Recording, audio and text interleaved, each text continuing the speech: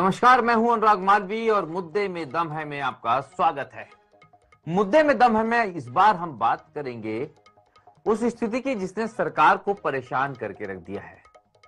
मध्य प्रदेश सरकार के कई सारे आदेश और पत्र बार बार बाहर आ रहे हैं। दूसरी तरफ मंत्री कई दफा अफसरों से गुहार लगाते नजर आ रहे हैं। असल में क्या कारण है, क्यों ऐसे हालात बन गए हैं कि स्थितियां कहीं ना कहीं असमंजस की मंत्रालय में नजर आने लगी है और इसी के कारण पूरे प्रदेश पर कहीं ना कहीं हर तरह के कार्यों को लेकर, किसानों की राहतों को लेकर या आम जन की समस्याओं को लेकर उस तरीके की प्रगति नहीं दिखाई दे रही और शायद इसको माना जा रहा है कि अफसरों और मंत्रियों के बीच में लेक ऑफ कोऑर्डिनेशन है, यानी कि समन्वय की कमी। चलिए इसी मुद्दे पर हम बात कर रहे हैं। हमारे साथ जो मेहमान जुड़े हैं, सबसे पहले हम उनसे आपका परिचय कराते हैं। हमारे साथ वरिष्ठ पत्रकार देवदत्त दुबे जी जुड़े हैं, आपका स्वागत है सर।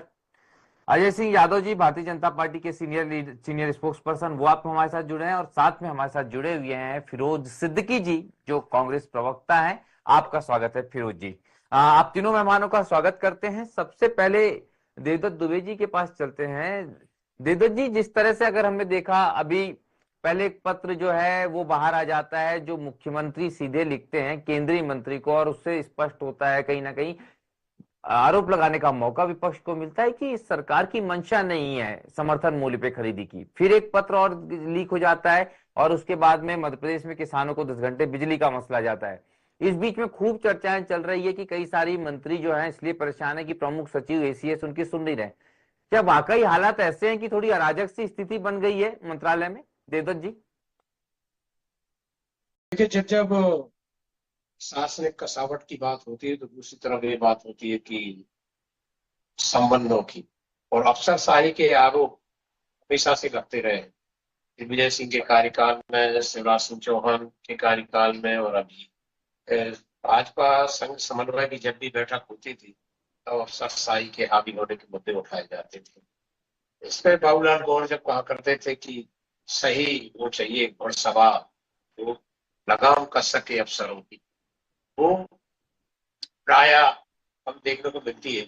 खासकर राजनीति में जब से नेताओं ने अपने राजनीति के अलावा उन्होंने, उनके परिवारजनों ने साइड में बिजनेस शुरू किए, चाहे वो खदान हो, दुकान हो, कॉलेज हो, सप्लाई हो, कुछ भी हो, ये जो काम शुरू किए और फिर अफसरों पर उन्होंने दबाव बना के अपना काम करवाया जो धंधा। ऐसे अफसर फिर वो जो संकोच हुआ करता था नेतृत्व के प्रति, वो फिर समाप्त हो जाता है। उन्हें ही से फिर टकरार शुरू होती है, क्योंकि पहले तो ईमानदार नेता हुआ करते थे आजादी के बाद की, वो कुछ उनकी सुविधाएं नहीं थी, कोई धंधे नहीं थे, तो वो फिर अफसरों पर जो कहते थे वो करते थे, कोई गलत काम वो कहते नहीं थे और फिर अफसर भी नहीं कर पाते थे। अभी यदि नेता 10 काम अपने गलत कराएगा तो एक अफसर भी कर देगा अपने गलत काम। इसलिए आएगा, देखते होंगे आपकी खबरें जो आती हैं, कई बार ऐसी आश्चर्यजनक खबरें आती है कि पुल टूट गया, वो हो गया, कहीं कुछ भी हो रहा है। तो ये जो स्थितियां बनी है, ये राजनीतिक क्षेत्र में जो बदलाव आया है, गिरावट आई है, उसके कारण बन गई है। अब ये खबरें आम हो गई, बल्कि इसको हम लोग वैसा सहजता में लेके तो हो ही रहा हूँ, कहीं ना कहीं टकराहट, कहीं फायदे रख लेना, नहीं देना, और भी बहुत सारी चीजें हैं जो बहुत जरूरी है। आपको जी मालूम है कि बहुत देवदत्त स्थिति जी, जटिल। बीके सुरेश आप भी हमारे साथ जुड़े हैं, रिटायर्ड आईएएस हैं। उनके पास चलते हैं। रे साहब, ये मतलब देखें कितना अंतर आया है, मतलब पिछले 2-3 दशकों पहले की तस्वीर में और अब की तस्वीरों में ये बार बार ये खबरें आती है कि पहले ये माना जाता था कि कभी कभी ये स्थितियां आती थी, कभी कभार कोई विधायक सांसद बोल देता था कि हमारी अधिकारी बात नहीं सुनते। अब जो है अधिकांश मंत्री तक ये बोलते नजर आते हैं कि अधिकारी हमारी बात नहीं सुनते। तो ये जैसे कि देवदत्त दुबे जी कह रहे थे कि कहीं ना कहीं राजनीतिक पतन हुआ है, कहीं ना कहीं भ्रष्टाचार राजनेताओं के दिलो दिमाग पर हावी हुआ, और यही कारण है कि अफसर अब जो है वो नेताओं पर हावी हो रहे हैं। क्या इस तरह की परिस्थिति है या फिर कहीं कुछ और भी बदलाव आया है, चारित्रिक बदलाव भी इसके साथ आप देखते हैं, रे साहब? जी, ऐसा है कि राजनेता और अधिकारियों के बीच हमेशा तालमेल रहना चाहिए विकास के लिए। और देश की उन्नति के लिए। यदि हम समाज को उन्नति के पथ पर लाएंगे तो राजनेता और अधिकारी दोनों के बीच समय नहीं होना चाहिए। मेरे दीर्घ प्रशासनिक जीवन से मेरा अनुभव है कि यदि अधिकारी पक्षपाती है, अधिकारी निर्भीक है, अधिकारी ऑनेस्ट है, तो राजनेता उनके ऊपर दबाव डालने में कोशिश नहीं कर पा, साहस नहीं जुटा पाते। कभी कभी क्या होता है कि कभी एक भ्रष्ट राजनेता के साथ एक भ्रष्ट अधिकारी जुड़ जाता है, वहीं से खेल चालू होता है। यदि अधिकारी अपना जो चिंताधारा को अधिकारी यदि अपना भावनाओं को सही रूप से उपस्थापित करे कि गलत काम है मैं नहीं कर सकता, तो उसके ऊपर राजनेता दबाव डालने में इतना साहस नहीं जुटा पाते। मेरा तो अनुभव वही है। मैंने कई बार ऐसा विरोध भी किया हमारे मंत्रियों का, परंतु मेरा कोई नुकसान नहीं हुआ। उन्होंने बाद में तारीफ भी की थी, बड़ा साहसी थे, निर्भीक थे। तो मेरा कहना है कि राजनेता और अधिकारी के बीच समन्वय होना चाहिए, लेकिन यदि बीच में संघर्ष का स्थिति उत्पन्न होता है तो अधिकारी अपने बातों को स्पष्ट रूप से रखना चाहिए। कभी कभी क्या होता है, आजकल कई अधिकारी कॉम्प्रोमाइज कर लेते हैं अच्छे पोस्टिंग के लिए, सुख सुविधा के लिए, वो नेताओं के हाँ मिलाकर चलते हैं, जो कि निश्चित रूप से प्रशासन के लिए घातक है। तो मैं ये कह रहा हूँ कि जो पहले जो स्थिति थी धीरे धीरे बदल इसीलिए रहे हैं कि कई भ्रष्ट अधिकारी आ गए हैं। हमारे छत्तीसगढ़ में कई अधिकारी तो जेल में आए हैं, सबसे जेल में है, और जब भ्रष्ट नेता उनके साथ देते हैं तो मामला बिगड़ जाता है और पूरा समाज में अस्थिरता फैलता है। तो इसीलिए ये जो अस्थिरता है सर, मैं वापस आऊंगा सर आपके साथ में, ये अस्थिरता ही जो है ना मध्य प्रदेश में बेचैनी बढ़ा रही है। अजय सिंह यादव जी हमारे साथ में है। अजय सिंह यादव जी, ये जो संदेश इससे ऐसा जा रही है, अगर आप देखिए सरकार की मंशा भले ही नहीं हो खराब, लेकिन मैसेज क्या चला गया कि सरकार समर्थन मूल्य पे खरीदी नहीं करना चाहती। सरकार की मंशा किसानों को बिजली देने की थी, लेकिन संदेश क्या चला गया कि सरकार किसानों को बिजली नहीं देना चाहती। ये कहां पर लगाम जो है वो कमजोर पड़ रही है अजय सिंह जी? देखिए अनुराग जी, न्यायपालिका, विधायिका और कार्यपालिका, ये तीनों मिलकर लोकतंत्र में देश की उन्नति के लिए काम करते हैं। तो ऐसे में विधायिका और कार्यपालिका के तालमेल के साथ ही सरकार काम करती है। मध्य प्रदेश में किसी तरह की ऐसी स्थिति नहीं है जिसको ये कहा जाए कि कोई विवाद है। एक दो मामले आते हैं तो उन पर तत्काल सरकार द्वारा कार्रवाई की गई, जो मुख्यमंत्री डॉक्टर मोहन यादव जी की दृढ़ इच्छा शक्ति को दिखाता है कि सरकार अपने दृढ़ निश्चय के साथ आगे बढ़ रही है। और अगर कभी किसी अधिकारी के द्वारा किसी आदेश में कोई ऐसी चीज होती है जो सरकार की मंशा के खिलाफ है, तो सरकार द्वारा उस पर तत्काल गंभीरता से कदम उठाया गया। तो यही सरकार का दायित्व है और कार्यपालिका का दायित्व है कि सरकार की मंशा के अनुसार कामों को आगे बढ़ाए, और उसी रास्ते पे ये सरकार चल रही है। कहीं किसी तरह का कोई विवाद नहीं है। आपने तो स्वयं देखा होगा, एक ट्रक ड्राइवर की भी अगर शिकायत होती है और कलेक्टर जैसा वरिष्ठ अधिकारी भी अपमान करता है तो मुख्यमंत्री जी द्वारा कलेक्टर के ऊपर कार्रवाई की गई। परिवहन के मामले में परिवहन कमिश्नर तक को हटाया गया लापरवाही के मामले में। तो पूरी तरह सरकार का इकबाल बुलंद है और अफसरशाही भी अपने नियमों के अनुसार, जो सेवा नियमों में उनके नियम है, उनके अनुसार वो कार्य कर रहे हैं। मध्य प्रदेश में तो पूरी तरह संतुलन के साथ काम चल रहा है। इसीलिए मध्य प्रदेश लगातार उन्नति तरक्की भी कर रहा है और प्रदेश की जनता को गरीब कल्याण की नीति और योजनाओं का लाभ भी मिल रहा है। तो मध्य प्रदेश में कहीं कोई विवाद की स्थिति नहीं है। अजय जी, अगर अच्छा ये बताइए, पत्र लीक हुए, इसका दोषी किसको मानते हैं? मुख्यमंत्री का ही पत्र लीक हो गया, इसके लिए तो कोई दोषी होगा। देखिए अनुराग जी, मैंने आपसे पहले ही कहा कि एक दो मामले अपवाद स्वरूप अगर सामने आते भी हैं तो इन सभी मामलों पे सरकार द्वारा तत्परता से कार्रवाई की गई, जो कि दिखाती है कि सरकार का नियंत्रण पूरी तरह अफसरशाही के ऊपर है। और ऐसी विषय एक सामान्य प्रक्रिया है, ये ऐसा विषय नहीं हो सकता है जिसको आप विवाद की संज्ञा दें। प्रदेश के सभी वरिष्ठ अधिकारी जनहित में काम कर रहे हैं और प्रदेश सरकार के मंत्री। चलिए अजय जी, एक बार फिरोज जी के पास चलते हैं, फिरोज सिद्दीकी जी के पास पहुंचते हैं। फिरोज जी, पहला तो क्या सब कुछ सामान्य नजर आता है? दूसरा, क्या आपने सुना है क्या कभी कभी वो मंत्रियों की जुबान फिसल जाती है, या मंत्रियों की वाकई शिकायत रहती कि उनसे कि उनकी अफसर नहीं सुन रहे? ये वाकये सिर्फ सामान्य नजर आते हैं जैसा कि अजय सिंह जी अपने सत्ताधारी दल के चश्मे से देख रहे हैं, या कुछ असामान्य घटनाक्रम है? और क्या माहौल है, क्या संदेश जा रहा है जिस तरह के तालमेल, समन्वय की कमी, lake of coordination, lake of communication, सारी बातें जो सुनने में आ रही है, कितनी हकीकत है या फिर सिर्फ फसाना है, जैसा कि अजय सिंह जी ने कहा? फिरोज जी। देखिए, ये जो सरकार है ये पूरी तरीके से भ्रष्टाचार में लिप्त हो गई है।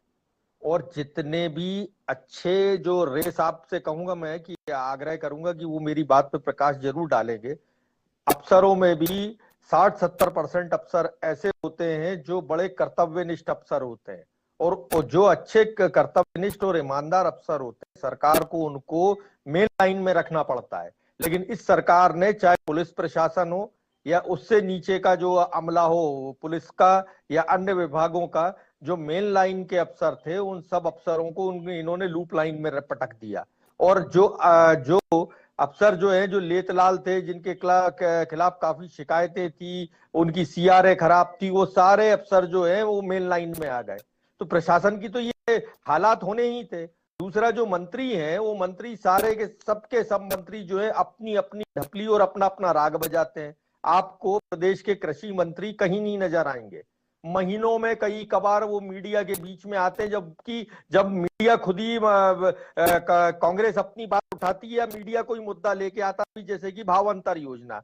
अब सरकार के पास इतना कोऑर्डिनेशन नहीं था कि भावांतर योजना को लागू किया जा रहा है, तो ये इसका फाइनेंस कहां से आएगा, इसका पैसा कहां से आएगा, इसकी जानकारी नहीं। और आप हालात देखिए इस प्रदेश के कि 72,177 करोड़ रुपए केंद्र सरकार के बाकी हैं, और मुख्यमंत्री का मैं पत्र भी पढ़ रहा था कि स्कंदों का निराकरण नहीं हुआ है, यानी किसानों का भुगतान भी नहीं हुआ है, केंद्र से भी पैसा नहीं आ रहा है। और 13 करोड़ रुपए पर डे, जो सरकार की स्थिति ये है कि वो 5,000 करोड़ रुपए का खर्चा चलाने के लिए अपना ब्याज लेती है हर महीने, वो ऋण लेती है हर महीने, उसको जो है 13 करोड़ रुपए पर डे जो है खर्चा करना पड़ रहा है। आपने अभी जो लेखा समिति की जो रिपोर्ट आई थी, और जो मैंने मार्च में देखा था, कृषि क्षेत्र में 53% पैसा खर्चा हुआ है, महिला बाल विकास का 47% पैसा खर्च हुआ है जो केंद्रीय अनुदान आता, यानी केंद्र का अनुदान भी खर्चा नहीं हो रहा है। तो ये गलती है भाई। ये बात सही है बाबूलाल गौर साहब की कि घोड़े में खराबी नहीं है, घुड़सवार अच्छा होना चाहिए, घोड़ा तो सरपट दौड़ जाएगा। तो जो जो लाइन आपने बोली उसी से शुरुआत देवदत्त जी ने की थी। सर, मैं दो चीजें समझना चाह रहा हूँ। एक तो रेसा आपकी बात में दो बहुत महत्वपूर्ण बात थी। एक तो कि ये कि अगर जो करप्ट है वो दबेगा, इस समय कौन दब रहा है, कौन उठ रहा है, ये हम देख रहे हैं, तो क्या ये है? और दूसरा, क्या आप इसी जो परिस्थितियां उसमें ऐसा महसूस करते हैं कि थोड़ी सी अगर हम देखें एडमिनिस्ट्रेटिव, प्रशासनिक अराजकता जैसी स्थितियां हैं, या थोड़ा सा ये जो खबरें हैं ये अच्छा संदेश नहीं दे रही हैं सरकार के लिए, देवदत्त जी, वर्तमान परिस्थितियों के संदर्भ में? देखिए, जब भी इस तरह की टकराहट होगी तो संदेश नहीं बनेगा, लेकिन इसमें वो जो पहली बात मैंने कही थी कि सवाल होना चाहिए, और संदेश क्या होगा? केवल राजनीतिक लोग नहीं, अफसर भी सुविधा भोगी हो गए। पहले अफसर बहुत सिंपल लाइफ और एक तरह से आदर्श, ईमानदारी, अनुशासन, इन सब में जीवन जीते थे और पूरा काम ईमानदारी से करे। आज अफसरों को भी वो चस्का लग गया है लग्जरी जिंदगी जीने का, उनके भी परिजन, उनके मित्र, रिश्तेदार वो फायदा लेने के। तो दोनों तरफ जो गिरावट आई है इसके कारण है, अन्यथा आईएएस अफसर, आईपीएस अफसर तो इस देश की रीढ़ है कि वो सब चलाते हैं। राजनीति में तो नेता आते जाते रहते हैं, सरकारें बदलती रहती हैं, लेकिन ये स्थायी है। और इनको जो वसूली में ट्रेनिंग दी जाती है उसमें वो सब नैतिकता और सब बातों की ट्रेनिंग भी दी जाती है। तो दोनों तरफ से जब नैतिक रूप से जिस काम के लिए आए उसके प्रति उत्तरदायी होंगे तो मुझे लगता है इस तरह की स्थितियां नहीं होगी। अन्यथा तो फिर जब स्वार्थ दोनों तरफ से हावी होंगे तो टकराहट होगी, और फिर संकोच की दीवार है, मर्यादा है, वो जब दीवार ढह जाती है तो फिर दोनों तरफ से आरोप प्रत्यारोप। और एक नया चलन चला है अनुराग जी, खबरें प्लांट करने का, कभी अफसर करते हैं, कभी राजनेता करते हैं, और इससे चीजें बाहर आती है जिससे सरकार की छवि बिगड़ती है। तो मुझे लगता है दोनों तरफ से एक नैतिकता की बात होना चाहिए, और दोनों जनों के पास कमी नहीं रहती है, लेकिन एक जो तृष्णा जिसको कहते हैं वो जब हावी हो जाती है तो और चाहिए, अन्यथा सब सुविधाएं हैं दोनों जन के पास, बंगला है, गाड़ी है, ड्राइवर है, ऑफिस है, कोई खर्चे नहीं इनके निजी होते हैं, और इसके बावजूद इनको और चाहिए। ये जो प्रवृत्ति अफसरों और नेताओं में आई है उसके कारण अब जो टकराहट बढ़ रही है और एक अहम बहुत सारी चीजें हो गई है। पहले अलग चीजें थी, आज अलग हो गई।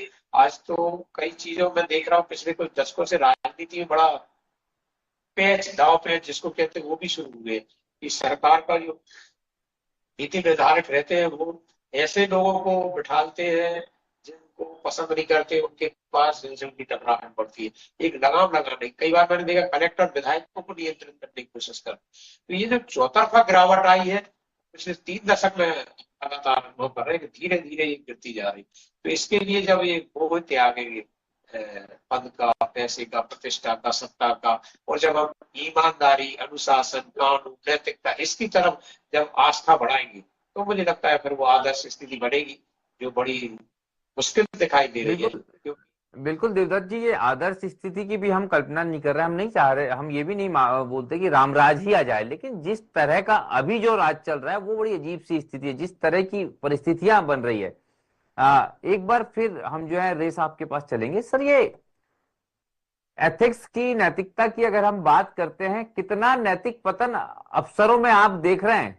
आपकी पीढ़ी के और नई पीढ़ी के अफसरों में कितना बदलाव दिख रहा है? ये लाइफ स्टाइल जो है वो बदली है और उसने कहीं ना कहीं नैतिकता को भी प्रभावित किया है, ऐसा महसूस करते हैं क्या आप रे साहब? निश्चित रूप से मैं बता रहा हूँ। मैं मध्य प्रदेश में जिले में 3 साल कलेक्टर रहा, कमिश्नर मेरा सागर डिवीजन का। हमारे समय में ऐसे अधिकारी को मैंने देखा जिनका लाइफ स्टाइल बहुत सिंपल था, सरल स्वभाव के थे, नियम के प्रति जागरूक थे, जनता को मदद करने के लिए तत्पर होते थे। लेकिन आजकल जो नए जनरेशन आ रहा है, मुझे जहाँ तक मेरा असेसमेंट है, नई जनरेशन में इनके जल्दी कैसा पैसा बना लिया जाए, जल्दी अच्छे पद मिल जाए, इसको आगे रखते हुए एक विलासपूर्ण जिंदगी पाने के लिए जो नए पीढ़ी के जो IAS IPS अफसर आ रहे हैं, उन्होंने अपने कर्तव्य के मार्ग से हट चुके। नहीं तो देखिए ना, छत्तीसगढ़ में कितने अफसर जेल में क्यों रहे। एक डिप्टी कलेक्टर 10 साल 8 साल की सर्विस में 100 करोड़ बना ली है। इसका मतलब क्या है? भ्रष्टाचार के पीछे लोग भाग रहे हैं ताकि अच्छी लाइफस्टाइल हो जाए। आजकल कुछ अफसरों का जो बच्चों का पार्टी 5 स्टार होटल में दिया जा रहा है, और मैंने सुना ये 5 स्टार जो पार्टी होता है उसका फंडिंग भी कॉन्ट्रैक्ट ठेकेदार वगैरह कर रहे हैं। तो जब अफसर इतना नीचे गिर जाएगा तो प्रशासन कहाँ जाएगा? हमारे टाइम में भ्रष्टाचार था, मैं मना नहीं कर रहा, लेकिन इस तरह का कभी ये तो बड़े भयानक भ्रष्टाचार है। अधिकारी ये जो भयानक है ना, रे साहब ने जो बोला, अजय सिंह जी, उस भयानक शब्द से ही तो डर लगता है। ये भयानक जो परिस्थितियां पैदा हो रही है, आप जरूर बोल रहे हैं सब कुछ सामान्य है, लेकिन ये सामान्य वैसा नहीं है जैसा होना चाहिए। सामान्य दिखाने की कोशिश और सामान्य होने की वास्तविक स्थिति, इसमें थोड़ा अंतर होता है। अजय सिंह जी, आप जो बोल रहे हैं वो सामान्य दिखाने की कोशिश ज्यादा नजर आती है। अभी भी जैसे कि बार बार शायद वो गौर साहब ने जो कुछ कहा वो चीजें, और ये तमाम चीजों के बीच में एक संदेश ये भी है कि मुख्यमंत्री तो चाहते हैं कि सब कुछ बेहतर तरीके से चले, लेकिन जैसे ये चीजें अफसरों के हाथ में आ रही है या मंत्रियों के हाथ में जा रही है तो टकराव की स्थिति पैदा हो जा रही है। तो ये जो मंत्रियों और अफसरों के बीच टकराव है, ये टकराव ईगो का है, स्वाभिमान का है, अहम का है, या फिर कुछ और है, मलाई का है? अजय जी। देखिए अनुराग जी, कहीं किसी तरह के टकराव की स्थिति नहीं है। मैं आपको जो 2 विवादित विषय आपने कही मैं उन्हें कोट करता हूं। जिस तरह से कृषि विभाग की बात कर रहे हैं, मध्य प्रदेश देश का एक अकेला राज्य जिसने 125 रुपए प्रति क्विंटल बोनस देने का काम पिछले साल किसानों को किया था। और ये जिस तरह का पत्र सामने है, ये केंद्र और राज्य सरकार के बीच का पत्राचार है। इससे कहीं किसानों को कभी अहित नहीं हो सकता है। और पिछले साल हमने 1-1 दाना गेहूं खरीदा था, अभी इस वर्ष की जब खरीदी होगी हम फिर से एक एक दाना खरीदेंगे, किसानों को बोनस भी देंगे। तो ये कहना कि सरकार की मंशा के खिलाफ कोई अफसर जा सकते हैं, ये मध्य प्रदेश में संभव नहीं है। हमारी सरकार अपनी दृढ़ इच्छा शक्ति के साथ काम कर रही है और प्रदेश के किसानों को लाभ दे रहा है। दूसरी तरफ ऊर्जा विभाग में प्रदेश की बिजली की जो स्थिति में सुधार हुआ है, यहाँ तक कि अब तो 90% सब्सिडी हम सोलर पंप के लिए किसानों को दे रहे हैं। तो ये सरकार की इच्छा शक्ति और तमाम अफसर इन आदेशों का पालन करवा रहे हैं और किसानों को और आम जनता को लाभ मिल रहा है। तो ये एक दो मामले अपवाद स्वरूप जरूर हो सकते हैं। हो सकता है किसी मामले को मीडिया में जगह मिल जाए, कुछ चीजें विपक्ष के लिए राजनीति करने का विषय बन जाए, लेकिन ये कहना कि कहीं कोई तालमेल में कमी है या सरकार अफसरशाही की वजह से अपने एजेंडे को पूरा नहीं कर पा रही, ये पूरी तरह गलत है। प्रदेश की तमाम गरीब कल्याण की योजनाएं, चाहे लाडली बहना हो, चाहे राशन योजना हो, फिरोज जी के पास चलता हूं सर। ये जो पत्र है जिनके संदर्भ में आप चारों तरफ चले गए, ये पत्र तो एक बहाना था, असल में हमको मूल विषय को उठाना था। फिरोज जी, हमारा मूल विषय है कि कितने ज्यादा बार समन्वय की कमी की बात आती है। जहां पे महिला अफसर है वहां पे जो सीनियर मंत्री हैं उनकी उनसे बनती नजर नहीं आ रही, कुछ महिला मंत्री हैं उनकी अफसर सुनते नजर नहीं आ रहा है। ये लगातार खबरें आ रही हैं, कई सारे विभागों में तो खुलकर आ रही हैं, चाहे वो पंचायत विभाग हो, शिक्षा विभाग हो। इसके बावजूद अजय सिंह जी का कहना यह है फिरोज भाई कि स्थितियां सामान्य है इक्का दुक्का मामलों को छोड़ के, या कि इक्का दुक्का मामलों में स्थिति सामने है, बाकी मामलों में दिक्कतें है। क्या वास्तविकता क्या है? जो रेशो अजय जी बता रहे हैं वो सच है या स्थिति कुछ और है? देखिए, जो भारतीय जनता पार्टी है इनके यहाँ एक केंद्रीयकृत जो सत्ता का केंद्रीयकरण हो गया है और जितने सीनियर हैवीवेट मंत्री हैं इनके, चाहे आप प्रहलाद पटेल जी की बात करिए, जगदीश देवड़ा जी की बात करिए, और कैलाश विजयवर्गीय जी की बात करिए, ये सारे के सारे सीनियर हैं। उनसे मोहन यादव जी से पार्टी में भी सीनियर है और संसदीय जीवन में भी वो सीनियर है। इस वजह से उनके बीच में जो टकराहट हो रही है वो आमने सामने हो रही है। और जो है पांचवा फ्लोर जो है वो कह के रखता है कि आप जो है कोई भी बात मंत्री की नहीं सुनेंगे, यहां से सुनेंगे, इसलिए ये सब टकराहट हो रही है। अब आप बताइए, ये मुख्यमंत्री कह रहे हैं कि पांचवा फ्लोर जो है, पांचवा फ्लोर पे आजकल आम लोगों को जाने की मनाही हो गई है। ये मध्य प्रदेश के इतिहास में कभी नहीं हुआ। मोहन यादव जी के राज में ये है कि आप फिरोज जी दिक्कत यह है कि जब जाते हैं तब भी सवाल उठते हैं, लेकिन समस्या तब भी आती है जब कमलनाथ जी की सरकार थी, तब भी लोगों की पहुंच नहीं थी, यहां तक कि तब भी विधायक भी आरोप लगाते थे। ये परंपरा जो शुरू हुई है, इसमें आखिरी सवाल हम जाएंगे वापस बीके सुरेश आपके पास में, एक आखिरी वो सर, ये आइसोलेशन जैसी परिस्थितियां क्यों बन गई है? ये भी एक बड़ा कि अब आम लोगों से हम देखते हैं कि संवाद की स्थिति ना तो बड़े अफसरों की रह गई है और ना ही आम लोगों से संवाद की स्थिति, मतलब कार्यक्रमों में दिखावे वाले कार्यक्रमों को छोड़ दें तो मंत्री और मुख्यमंत्रियों की रही है। ये जो दूरी बन रही है, इस दूरी का कारण क्या है? ये एक डर है कि हम हकीकत का सामना नहीं करना चाहते, या फिर वही बात कि हम तो सब कर रहे हैं लेकिन हम मिलके नहीं करेंगे, आम जन को नहीं सुनेंगे। हम देख रहे हैं कि परिस्थितियां बहुत बदली है। पहले के अफसरों की जो वर्क स्टाइल थी, काम करने की जो प्रणाली थी, उसमें वो जनता से भी बड़े सीधे रूबरू होते थे। आजकल तो बड़ा मुश्किल हो गया अफसरों से मिलना भी। रे साहब, नहीं, सही बात है। मुझे मालूम है, मेरे प्रशासनिक जीवन में मैंने देखा कि जनता से बात करने में हमें काफी शिक्षा मिलती है। आम आदमी से मुझे जिंदगी में बहुत शिक्षा मिली। मैं आम आदमी का हमेशा सम्मान करता हूँ, लेकिन आजकल जो जो जो जो जो जो जो वैल्यूज जो है, मूल्यवत जो परिवर्तन हो रहा है, कई अफसर अपने अफसरशाही से दूर नहीं गए। कुछ अफसर जो होते हैं वो केवल चेंबर पर ही बैठ करके फाइल दस्तखत करते, कभी दौरा नहीं किया, जनता से मिलने की कभी कोशिश नहीं की। और साथ साथ उनका मुख्य काम है किस प्रकार नेताओं को खुश करके रखना और किस प्रकार एक जगह पर रखना। कलेक्टर का पोस्टिंग बहुत अच्छा लगता है, तो मैं यहाँ कलेक्टर बनूं, इसीलिए मैं कॉम्प्रोमाइज करता, जो नेता कहता है उसी में हाँ पे मिला, तो मुझे आम जनता से कोई मतलब नहीं। तो जो नैतिक गिरावट हुआ है, जो नैतिक गिरावट, रे साहब, ये नैतिक गिरावट ही जो है ना, ये बहुत महत्वपूर्ण प्रश्न है। और अफसर के साथ शाही शब्द जुड़ने लगा, ये जो अफसर शाही शुरू हो गई, यानी कि मिजाज बदल गया, लाइफ स्टाइल बदल गई और वहीं से समस्याएं शुरू हुई है।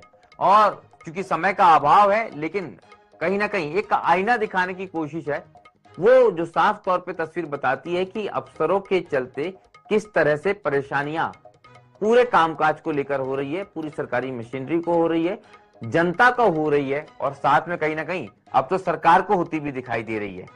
फिलहाल हम अपने मेहमानों का करते हैं धन्यवाद। हमारे साथ फिरोज जी जुड़े, आपका धन्यवाद फिरोज जी। साथ में देवदत्त दुबे जी, आपका धन्यवाद। अजय सिंह यादव जी, आपका धन्यवाद। हमारे साथ में रिटायर्ड सीनियर IAS BKS रे साहब जुड़े। आप सभी मेहमानों का धन्यवाद। मुझे दीजिए इजाजत, नमस्कार।